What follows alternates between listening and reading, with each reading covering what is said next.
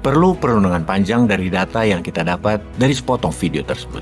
Dalam percakapan dua pemimpin dunia sewaktu kunjungan Pak Xi Jinping ke Moskow bulan lalu, dia mengunjungi kamratnya, Mas Putin. Ucapan perpisahan Presiden Xi Jinping dan Presiden Putin kita bedah. Xi mengatakan, akan datang perubahan yang belum pernah terjadi selama 100 tahun terakhir pada peradaban manusia. Kita barengan mengarunginya ya. Putin menjawab, setuju. Xi Jinping pun membalas, jaga diri baik-baik kamrat. Keduanya, Putin dan Xi Jinping adalah pemimpin kelas dunia. Keduanya membuat negara masing-masing disegani dan dihormati dunia semasa keduanya menjabat. Xi Jinping, walau baru 10 tahun menjabat sejak tahun 2013, langkahnya sudah mendunia. Putin sudah 23 tahun lebih berkuasa di Rusia. Amerika merupakan lawan bersama Putin dan Xi Jinping dalam hal kekuatan superpower, walaupun ketiganya memiliki masing-masing hubungan dagang yang rumit dan saling ketergantungan. Apa yang dimaksud dengan akan datang sesuatu yang belum pernah terjadi dalam 100 tahun terakhir pada peradaban manusia? Kita tahu dalam 100 tahun terakhir, pusat ekonomi dunia yang tadinya Eropa, aksisnya, senternya bergeser ke Amerika. Kita tahu kemajuan teknologi terbanyak juga datang dari Amerika. Kita juga tahu transaksi dunia menggunakan dolar sebagai alat pertukaran barang dan ekonomi dunia. Kita juga tahu kendali militer terbesar dikuasai Amerika, serta kendali hidup mati banyak negara dan pemimpinnya tergantung pada Amerika.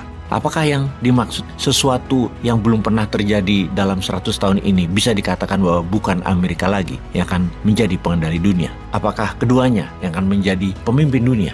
Apakah dolar sudah tidak akan berperan lagi? Apakah militer Amerika tidak akan berkuasa lagi? Maka ada dua langkah utama yang Putin dan Xi Jinping lakukan, di mana setelah pertemuan keduanya di Moskow, mereka berdua di Afrika Selatan bertemu dalam pertemuan BRIC yang mendeklarasi de-dolarisasi, buang dolar atau dump dolar. Ini langkah soft power yang brilian, yang pintar. Langkah utama lainnya, Rusia harus menang di Ukraina untuk menunjukkan Amerika bukan negara superpower lagi. Amerika harus tekor dan kalah di Ukraina. Rusia dan Tiongkok bangun aliansi militer yang dibungkus kunjungan perdamaian dan misi perdamaian. Padahal bukan damai Ukraina-Rusia, tetapi dunia damai tanpa Amerika. Dukungan militer Tiongkok sudah dapat dipastikan. Dukungan jangka panjang sampai Amerika melarat dan kehabisan amunisi. Itu tujuannya. Salah satu strategi Tiongkok agar perang di Ukraina panjang, kemudian Rusia tetap kuat dan Amerika jadi melemah, adalah dengan membantu total Rusia agar nanti Tiongkok ambil Taiwannya mudah. Disinilah ada hal yang menjadi penting untuk Indonesia harus bersikap. Jangan diam saja.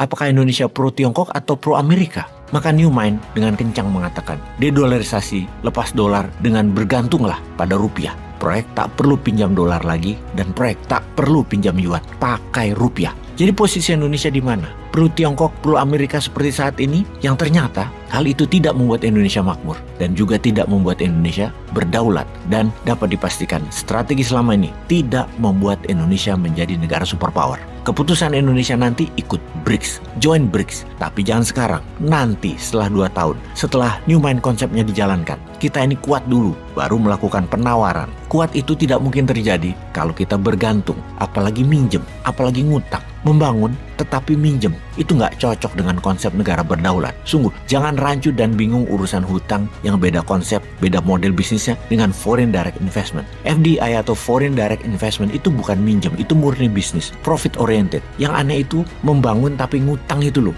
dan bukan profit oriented, tapi apa ya, flexing kali ya, ben dikira sukses ngono. Dikira rakyat bodoh semua kayak bosman apa ya, dengan dibikin bingung membangun pakai asing itu FDI. Lah gemblong banget dah. Beda coy, FDI sama membangun pakai utang mah beda. Kita bandingkan sekali lagi, di mana logikanya membangun pakai utang dengan membangun pakai printing money? Coba, ada yang bisa jelasin bahwa yang ngutang itu lebih benar serta tidak ada inflasi, sementara printing money itu pasti inflasi dan pasti salah. Bahkan dibanding-bandingkan dengan masa lalu di tahun 60-an, inflasi Indonesia membengkak. Pertanyaan kita, Indonesia membangun apa di tahun 60-an? Hampir tidak ada yang dibangun. Yang dilakukan adalah trading, dagang, beli beras, dan dagang kebutuhan lainnya. Ya banyak tradingnya, ya banyak importnya, karena kebutuhan nasional belum bisa dicukupi. Printing money di masa itu ya nggak cocok, ya pasti blunder. Namun sekarang Tiongkok aja ada 15.000 proyek di Indonesia.